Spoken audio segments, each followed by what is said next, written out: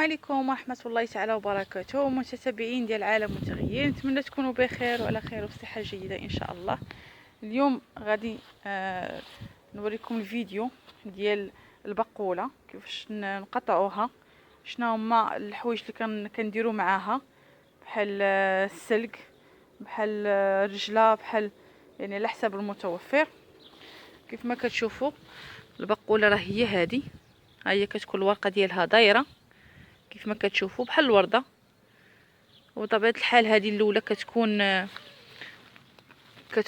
يعني باقا صغيره وفتيه كما كتشوفوا.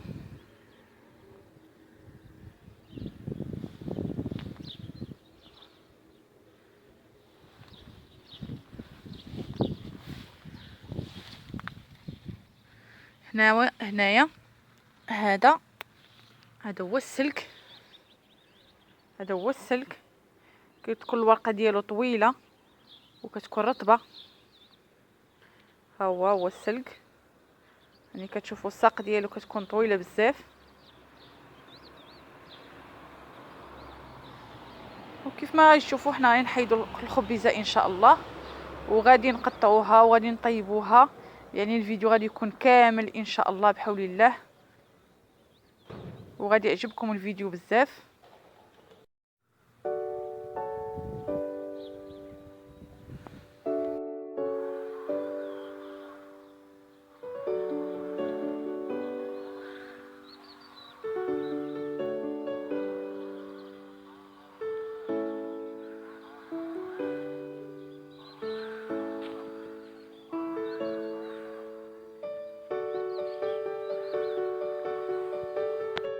كيف ما كتشوفوا يعني اللي ما كيعرفش النبته ديال المريوت، ها هي هذا مريوت يلاه باقي طري باقي صغير كيف ما كتشوفوا.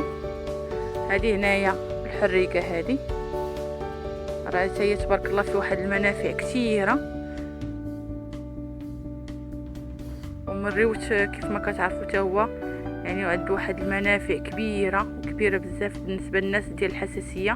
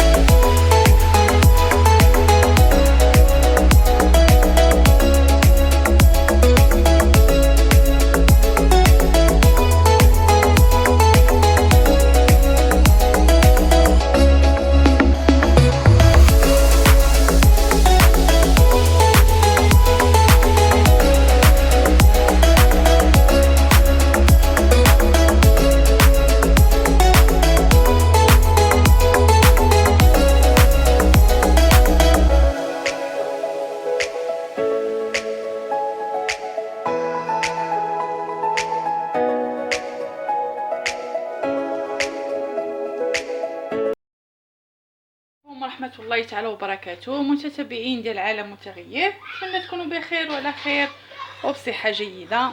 اليوم كيف ما شفتوا معايا الفيديو ديال كيفاش كنعرفوا البقولة او السلك او لي زيبيناغ كما كيقولوا ليهم.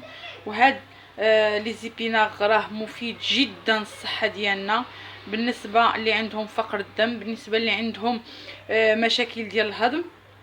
البقولة حتى هي يعني هذا هو الوقت ديالها. غادي نديروا لها واحد الطريقه جديده. غادي نصايبوها بعد ما يعني كنقيوهم داكشي كامل اللي كيكون فيها، يعني خاصنا نقيوها مزيان. وبطبيعه الحال انا هنايا غسلتها، راها مغسوله ونقيه ما فيها حتى شي حاجه. غادي نقطعوها ونقول لكم يعني اشنو غادي ندير معاها، وغادي نطيبوها. غادي تجي زوينه في الماكله وراها زوينه في هذا الوقت هذا، وهي موجوده بزاف وموجوده طريه. يعني الا تعطلنا عليها مثلا في هذا الجو هذا، مثلا الا تعطلنا عليها واحد الشهر غادي تكون يعني الساق ديالها غادي يشرف، يعني ما غاديش يبقى فتي. غادي خاصنا ناخذو في هذا الوقت هذا.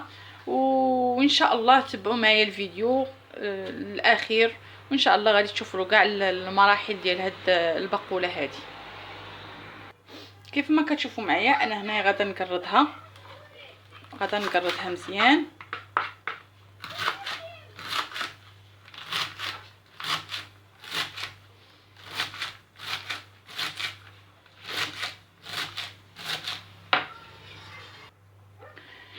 كيف ما كتشوفوا معايا بعد ما قطعت يعني البقوله ديالنا، غادا نقطع حتى السلك او لي زيبيناغ.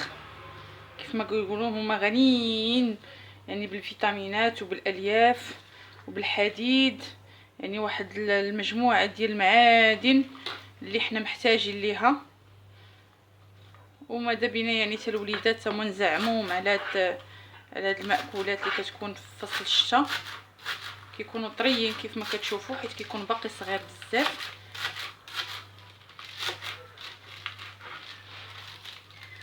وراهم في ساع كيطيبوا، اللي كيكونوا فتيين في ساع كيطيبوا كيف ما كتشوفوا معنا.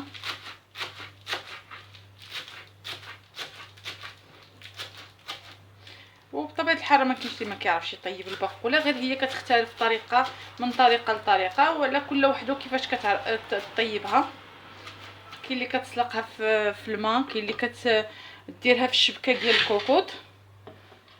غادي نديروا هذا القياس هذا.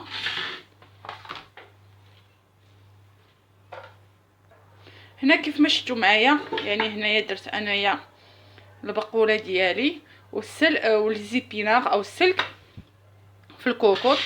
دابا غادا نضيف عليهم هاد جوج مطيشات، غادا نقردهم، والثومه، وبطبيعه الحال البزار والملحه، ونخليوها طيب على نار مهيله بدون اضافه ماء. غنديروها على نار مهيله حتى طيب. راه هي اصلا كتطلق الماء، ومع المطيشه راهم اصلا غادي يجيو مواتين مزيان، وما غاديش حيت الا درنا عليها الماء غادا تكثر علينا الماء بزاف، وما غاداش يعني غادا طيب لينا شويه ميها.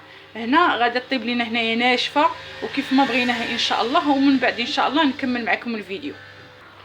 كيف ما شفتوا معايا هنايا انا درت يعني مطيشه والثومه. هنايا غادي يطيب معاها هادشي الحامض مصير. كيف ما كتشوفوا الحامض مصير. غانا ندير هنايا عندي الحوت عفوا الزيتون الخضر والزيتون الاحمر، غادي يطيبوا هادشي معاه.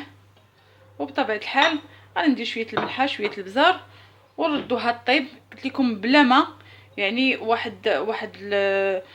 هذه واحد الطريقه اللي هي زوينه بزاف وكتجي زوينه بزاف.